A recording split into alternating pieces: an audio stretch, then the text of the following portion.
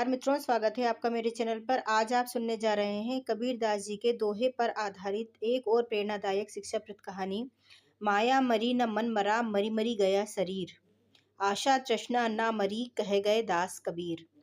नगर में एक विख्यात सुवर्णकार था, सेठ किशनलाल। उसकी सोने की दुकान इतनी विशाल थी कि दूर दूर के रईस और राज परिवार भी वहीं से आभूषण बनवाते थे। हीरे जवाहरात, मोती, पन्ना, माणिक, सोना, चांदी, ऐसा कोई बहुमूल्य रत्न नहीं था जो उसकी तिजोरी में ना चमकता हो। परंतु जितनी चमक उसकी दुकान में थी, उतनी ही धुंध उसके मन में। वृद्धावस्था आ चुकी थी, बाल सफेद हो चले थे, हाथों में कंपन आने लगा था, पर मन अभी भी तोल तराजू में अटका हुआ था। उसके दो पुत्र थे, मोहन और सोहन, दोनों सुयोग्य, ईमानदार और व्यापार में निपुण।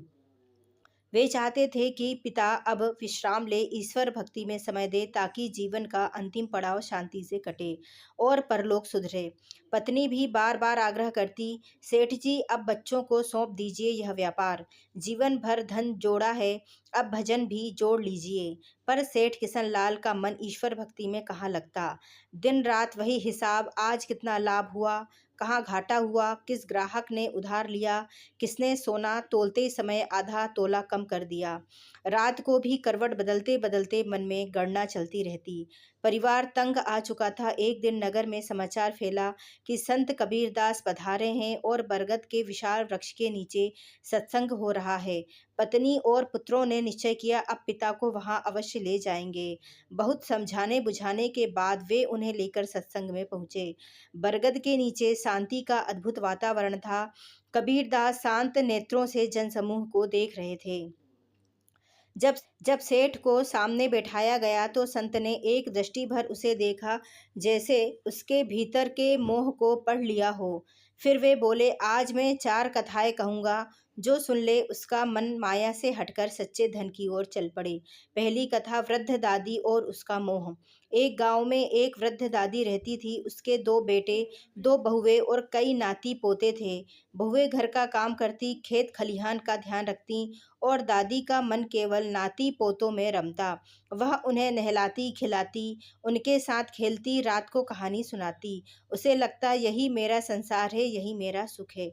वह अपने शरीर की पीड़ा भी भूल जाती। बहुएं कहती, अम्मा अब आराम कीजिए, पर वह हंसकर कहती, मेरे जीवन का सहारा यही बच्चे हैं।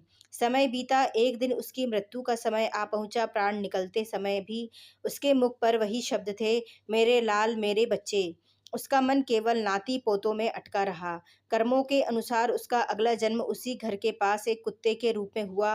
वह दिन रात उसी घर के आसपास घूमती। जब बच्चे बाहर खेलते, वह दूर बैठकर उन्हें निहारती। घर वाले उसे डंडा से मारकर भगाते, दूर हट गंदे कुत्ते। फिर वह लौट आती। एक दिन संत उस मार्ग से गुजरे। उन्होंने देखा, लोग कुत्ते को मारते हैं, फिर भी वह प्रेम से लौट आता है। संत ने ध्यान लगाया और जाना, यह वही दादी है जो मोहवश पुनर्जन्म लेकर आई है। संत की आंखों में करुणा भर आई। उन्होंने घरवालों से कहा, जिसे तुम डंडे से मारते हो, वह कभी तुम्हें गोद में खिलाती थी। मोह ने इसे बंधन में बांध दिया। यह कथा सुनाकर कबीर ने कहा, जो मन अंत समय में जहाँ अटकता है, वहीं उसका बंधन बन जाता है। सेठ किशनलाल का हृदय कांप उठा। उसे अपने पोते की याद आई। वह भी तो उनके लिए ही धन जोड़ता है। दूसरी कहानी, धन में अटका सेठ। एक अन्य नगर में एक सेठ था, जिसे अपनी संपत्ति पर बड़ा गर्व था। उसने जीवन भर मंदिर नहीं देखा, भजन नहीं किया। कहता, धन ही मेरा देवता है। जब मृत्यु का समय आया तो उसके चारों ओर परिवार रो रहा था, पर उसकी आंखों के सामने केवल तिजोरियां थी। उसने बिस्तर के पास सोने की मोहरों से भरी थैलियां मंगवाई और उन्हें छाती से चिपका लिया। प्राण निकलना चाहते थे, पर मन धन में अटका था। शरीर पीड़ा से तड़पता रहा। महीनों तक वह अर्ध मृत अवस्था में पड़ा रहा, ना जीवित ना मृत, क्योंकि उसकी चेतना धन से अलग नहीं हो पा रही थी। अंततः एक दिन उसने दोनों हाथों में मुहरें कसकर पकड़ी और प्राण निकल गए। परिवार ने धन अलग किया, पर उसकी आत्मा तृप्त ना हुई। कहते हैं, रात को तिजोरी में खनखनाहट सुनाई देती, जैसे कोई सिक्के गिन रहा हो। संतों ने बताया, वह आत्मा अभी भी धन के मोह में भटक रही है। कबीर बोले, जिसे तुम अपना समझते हो वह मृत्यु के साथ छूट जाता है, पर मोह जाता है और वही बंधन बनता है। सेठ किशनलाल का गला सूख गया, उसे अपनी तिजोरी याद आई। तीसरी कहानी, किसान और अधूरी फसल। एक किसान था जो अपनी फसल से अत्यधिक प्रेम करता था। वह खेत को पुत्र से भी अधिक मानता था। दिन रात खेत में ही लगा रहता, वर्षा हो या धूप, वह फसल की रखवाली करता। एक वर्ष फसल अत्यंत अच्छी हुई, बालियां सोने की सी चमक रही थीं। किसान गर्व से कहता, यह मेरी मेहनत का चमत्कार है।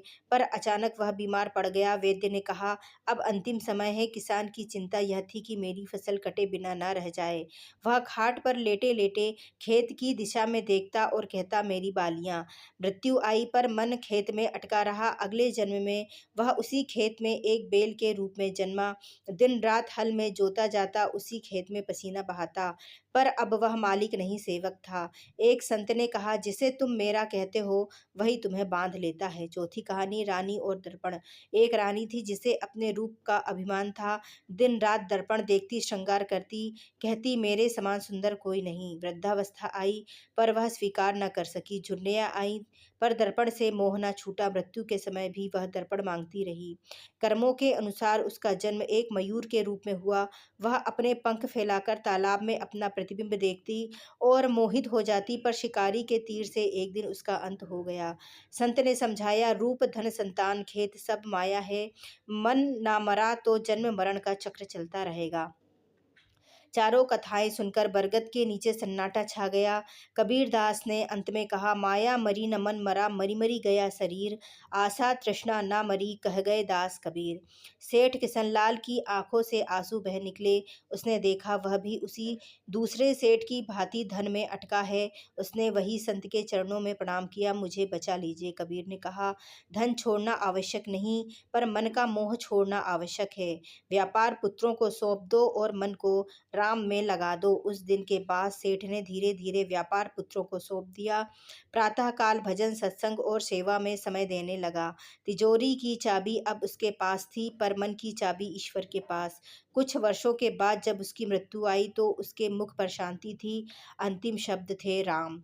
नगर के लोग कहते, उस दिन एक सेठ नहीं, एक भक्त विदा हुआ। और बरगद के नीचे आज भी कोई बैठकर यह दोहा गुनगुनाता है, माया मरी न मन मरा, मरी मरी गया शरीर। क्योंकि शरीर मरता है पर मन का मोह ना मरे तो बंधन बना रहता है। जो मन को जीत ले वही सच्चा धनी है। धन्यवाद मित्रों। अगर आपको हमारी यह कहानी अच्छी लगी तो हमारे चैनल को लाइक और सब्सक्राइब जरूर करें। आपका दिन शुभ हो।